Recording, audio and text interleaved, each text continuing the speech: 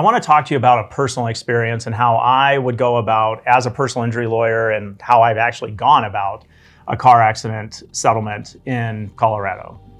So a few years back, and it's been, probably 6 or 7 years now, where we were taking our youngest daughter, Megan, up to Boulder to drop her off at college for undergrad. Getting up to college, we drop her off, and my wife and I were driving back, and we're on Highway 36 up in Boulder coming into Denver. And we end up in a 3-car crash. We're the first of 3 that end up getting hit. And the back of the car got pretty smashed in. And I was like, heck, we just got into a crash. And so the way that I handled it was kind of the way I talk to people about handling it. I got photos, and we took photos of the entire scene of the crash. We made sure that we took photos of everyone's car, both our car, the middle car, and the back car. We talked to the other people and got their information as well, the other drivers. There were really no witnesses around that day, but if there were, I would have gotten their information. But the reality is because it was on Highway 36 and everybody was flying by, it was just something that I didn't see. There were no witnesses that stopped, and so it was just the 3 cars set off to the side. And then the other thing that I did is I called the police. I called the police so that the police could come in and make a report of the incident at that point in time and move forward there at that point. And then after that, we were able to drive the car away. We did that. And then ultimately we had 2 things to do, right? We had to get treatment for the injuries that we had, my wife and I. And then we also had to figure out what we were going to do with our car because our car had property damage. So we called our insurance and we made a claim. And then I ended up setting up medical treatment. So we went to an urgent care, and then both my wife and I did, and then ended up getting, referred to a treatment facility where they had chiropractic, physical therapy, and massage, and ended up going to those appointments. Then on the property damage side, we got information from the insurance company on, hey, here's who we like to take it, recommend that you take it to. And we said, okay, thanks for that information.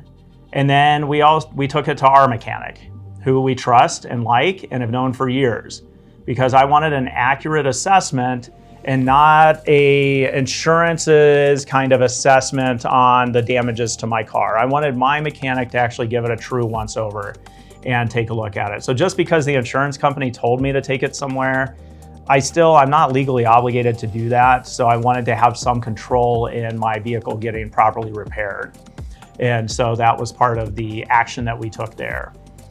So from the injury side then, going back to that, I ended up going through treatment, for quite a while. And then ultimately, as I was released, got the records and bills in my case, kept and took any, notes that I could about certain, things that were hurting or activities I wasn't able to do at that time. And, made sure that I had a log in my notes section in my phone of issues that I had. Made sure too that as I was at the doctor's office, I was really open and honest with the doctor in regards to what my pain was that day. I had a fluctuating pain scale, but it wasn't like a up here and then way down here and then up here and then way down here. It was more like this, where it just kept going down as I was going through treatment through time. And then after I got done with that, we gathered up all the information and then sent over to the at-fault insurance company a settlement opportunity letter, a chance for the insurance company to settle for an amount that could be reasonable and give both my wife and I the compensation that we felt that we deserved based on the facts that we had and the evidence that we gave them. And so then we ultimately negotiated back and forth, and then finally came to an agreed upon settlement amount to finalize the case. But that settlement amount there, even for us, was based off of our medical care, our lost wages if we had any, and then it was also based off of our non-economic damages, our human damages at that point in time too. So that's how I went about doing the case at that point in time. Again, it wasn't fun. I don't recommend it for anyone. But for me, even as a personal injury lawyer, it's something that I have been through. To take a day which was filled with excitement for my daughter, and dropping her off at her first day of college, and kind of sad for us as parents dropping her off at her first day of college, and then to get hit on the way home, kind of was a little bit jarring.